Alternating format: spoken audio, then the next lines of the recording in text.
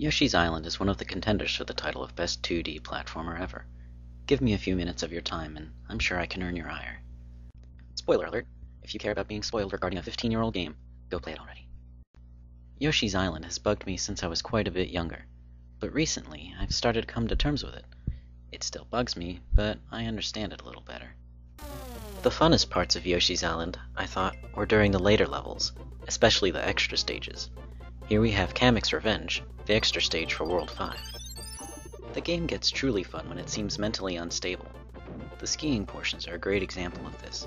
You're forced forward at a constant pace. You can't stop or even slow down. This means that you have only one chance to collect all the items on the path. If you miss anything important, you just have to sacrifice Yoshi and Baby Mario to the god of death, then try again. Hitting any rocks is an instant death sentence too. In Kamek's Revenge, you have to collect 2 flowers and 10 red coins on this one skiing portion without any checkpoints along the way. Miss any of those 12 items and you have no choice but to start the whole thing over. Or you could finish the stage with less than 100 points, but who would stoop that low? Once the skiing portion is over though, you can breathe a sigh of relief. There's only 2 more flowers and 5 more red coins to get in the stage. Couldn't be that hard, right?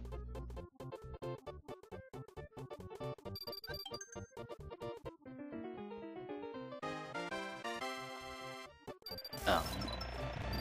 Yeah, you have to collect the last 7 items while baseball boys throw eggs at you, and Kamek tries to clothesline you with his broom. It doesn't help that the helicopter has extremely floaty controls and you only get to practice with it 4 stages out of the entire game. Oh, yeah, and if you take too long, it's an instant death. On the other hand, you get to race Kamek, and that's pretty cool. But he's so much faster than you that he always laps you. It's not fair. He can fly through the ground and Yoshi can't. But I digress. Despite the questionable mental stability of the later stages, the game still bugs me as a whole. In part, it has to do with the collection mechanic. You have to collect all 20 red coins and all 5 flowers in one go in order to earn 100 points in a stage. Miss an item and complete the stage, and you need to go back and collect everything all over again. That in itself isn't bad, but it's how the system is implemented that's bad.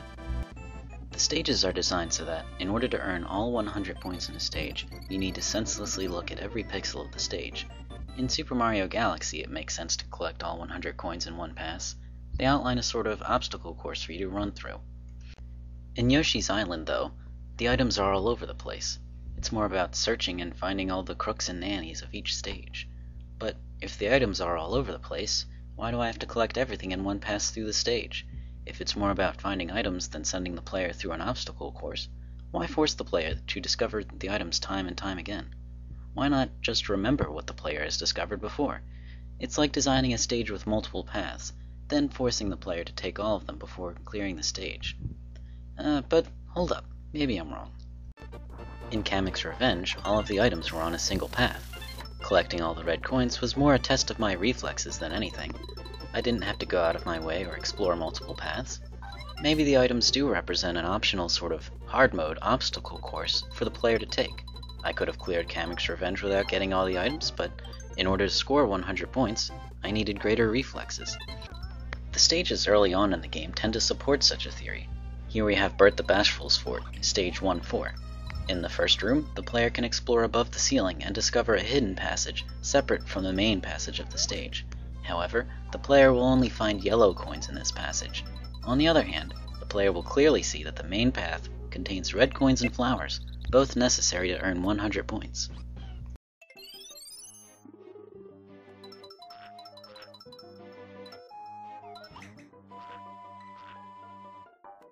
You can sometimes spot this kind of passage later on in the game too. Here we have level 3-2.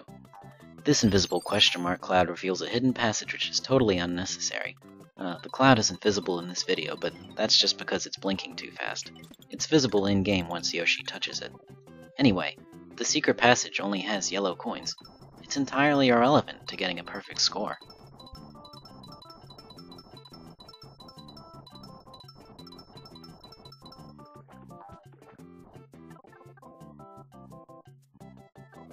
Not to mention that I missed a flower because I took that secret passage. I need to jump over to the left and collect it. Fair enough.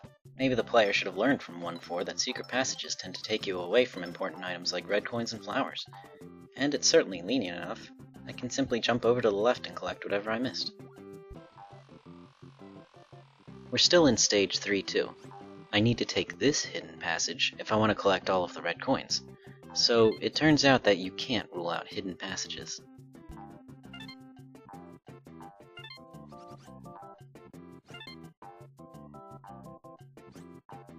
One of the most elegant examples of this is in stage 2-7, the only stage in the game with fat guys. Yes, they are really called fat guys. One thing I never understood was why Yoshi couldn't throw fat guy eggs far at all, but he could really hurl those eggs in the final battle. He threw them like 1,000,000 times farther than he ever threw a normal egg. I guess that's why they're known as the 8th wonder of the world. Anyway, at this spot in stage 2-7, there are 2 posts right next to each other. Approaching this place from the right, my first instinct is to ground pound this really tall wooden post on the right. It'll take forever, but sometimes posts contain red coins at the bottom.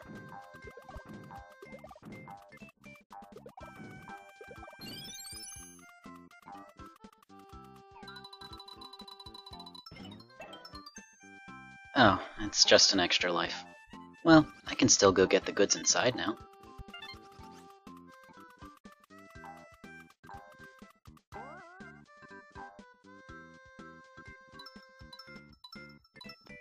Well, here's the other really tall post. I don't think I should pound it all the way down.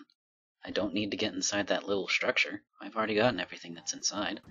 Plus, it was a waste of time bothering to pound that other wooden post all the way to the bottom. But I'm bored, so let's see what's at the bottom anyway. Oh, that's... Huh. So, in 3-2, we learned not to take hidden passages, but then we came across a hidden passage that was required. In 2-7, we learned not to waste time pounding down huge posts that we didn't need to pound down, but then we learned that we needed to waste time pounding down huge posts that we need to pound down. In short, the game partially runs on deception. However, the scoring mechanic of Yoshi's Island is clarified somewhat by the game's sense of progression. In World 1, secret passages tend to be unnecessary. As we already saw, the secret passage in 1-4 isn't necessary. In fact, it takes us away from red coins and flowers. In 4-8, on the other hand, there's a parallel to the ceiling passage we found in stage 1-4. You have to destroy a cracked brick, and the passage is above the screen. However, this passage is necessary since it gives the player a red coin. What was unnecessary in World 1 is now necessary.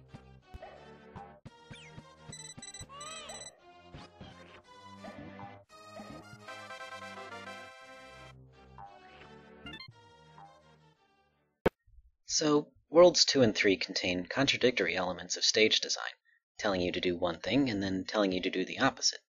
In that case, it just turns out that Worlds 2 and 3 are an awkward between phase for the game. In other words, it's had sex ed, but it's still making snot and poop jokes. Hold on, you say. Isn't this leveling a complaint against maze-like stage design? That's a fair question. After all, in order to get through a maze, you might need to explore lots of dead ends which prove to be unrelated to your goal. The difference is that a maze presents a spatial puzzle. You need to figure out how to get out of a maze. This means searching around and finding clues as to how you might make it to your destination. With Yoshi's Island, you already know you need to cover every inch of the stage. There's no puzzle involved. Don't get me wrong, this isn't a condemnation of Yoshi's Island as a whole. No, there's more aspects of it left to condemn.